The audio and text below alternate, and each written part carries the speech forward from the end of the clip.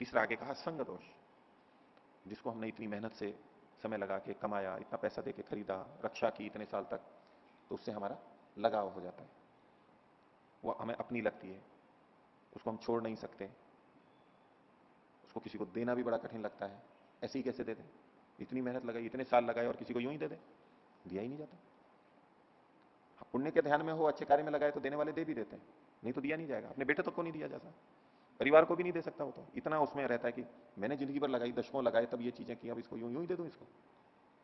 मरने के बाद तो क्या छूटती है, वो अलग बात है, वो देना नहीं चाहता। तो जितनी वस्तुएं हम अधिक लेते हैं तो हमारा उनके साथ में संबंध बनता है, अपनापन लग जाता है, और उससे हम जुड़ाव अनुभव करने लगते हैं, तो उससे संबंधित कष्ट भी हमारे को आते हैं, छूटने पर, छीन लेने पर।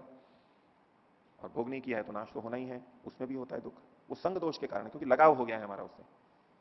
अब किसी ने घर ही ऐसा बना लिया तो बोले मैं घर से बाहर ही नहीं जा सकता, कहीं किसी कार्यक्रम में नहीं जा सकता, किसी योग शिविर में नहीं जा सकता, कुछ पढ़ने के लिए नहीं जा सकता, ये फिर घर की रक्षा कौन करेगा। और रक्षा के साथ साथ लगाव भी हो जाता है, रक्षा को अलग लगाव ऐसा हो जाता है कि वो छोड़ नहीं सकता इसको। तो ये तीसरा हो गया संग दोष।